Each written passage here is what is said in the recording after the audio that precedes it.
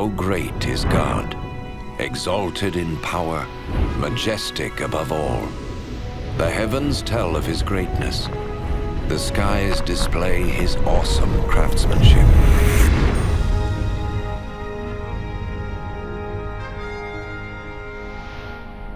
Day after day they continue to speak. Night after night they make him known. In creating the heavens, God also created the earth and formed man from the dust of the ground and breathed into his nostrils the breath of life.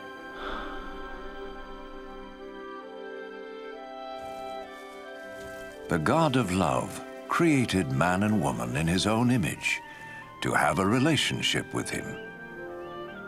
And so in the beginning, they revered and honored God and lived in harmony with him.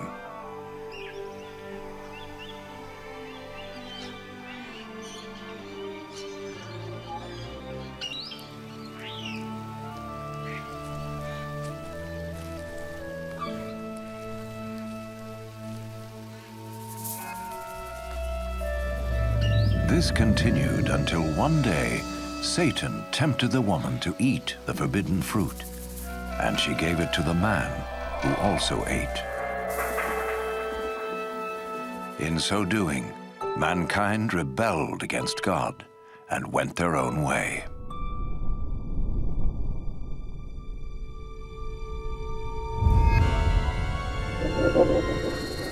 As a result of this sin, mankind was separated from God and was thrown out of the Garden of Eden.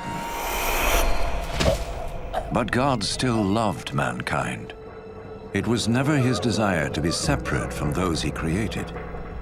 Yet how could God be holy and the source of perfect justice if he did not judge mankind for their sin? In his holy book, God reveals his plan to save the world from his judgment. One of the first to see this plan unfold was Abraham.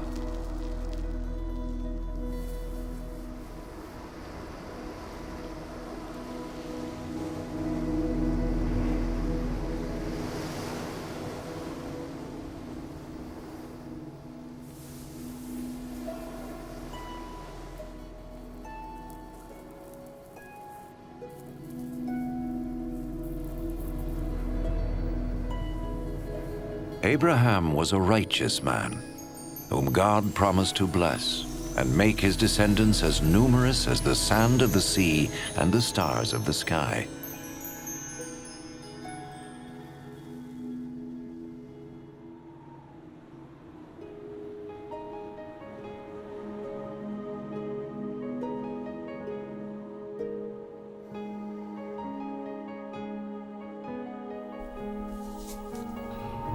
To test his obedience, God told Abraham to sacrifice his son as an offering to him.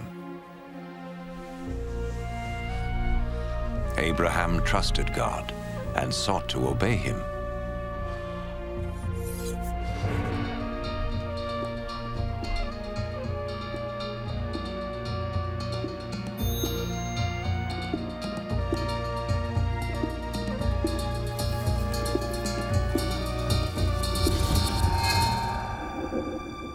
But as he raised his knife to kill his son, the angel of the Lord stopped him. He saw that Abraham feared God and was willing to obey him. Then Abraham saw a ram caught by its horns in a thicket, and he sacrificed the ram instead of his son as an offering to God. And so God showed Abraham that a lamb or similar animal was to be slain as a temporary covering for sin until God would provide his ultimate sacrifice to pay for the sins of mankind. Instead of sin separating man from God, the sacrifice would restore their relationship.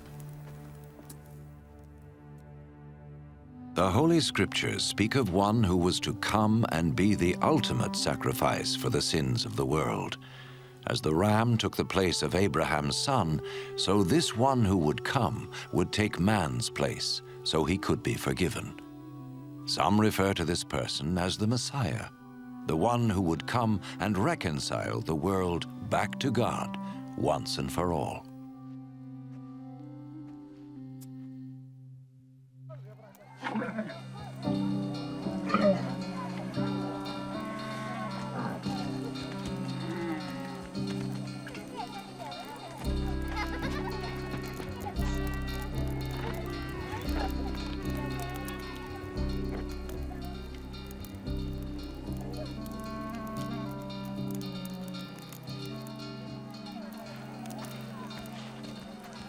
The prophets predicted many things in detail about the Messiah, hundreds of years before he appeared.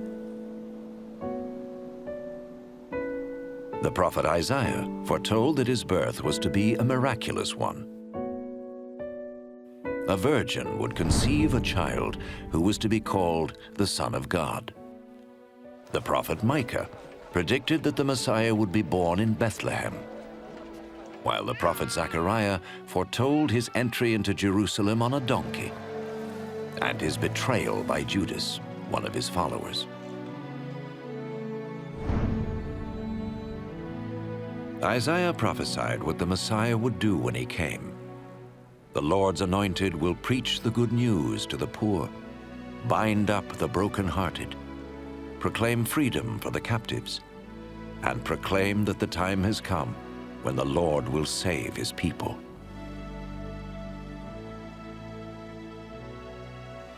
So who was the Messiah? In the 1st century, a prophet came called Jesus. Some thought he was the one the prophet spoke about. Could this be? Did his life fulfill what was predicted of him? Was Jesus more than a prophet? What follows is his story, based on eyewitness accounts as recorded in the Holy Scriptures. An actor plays the part of Jesus, and though no actor is worthy of such a role, it has been done so that we may understand and benefit from the life of Jesus.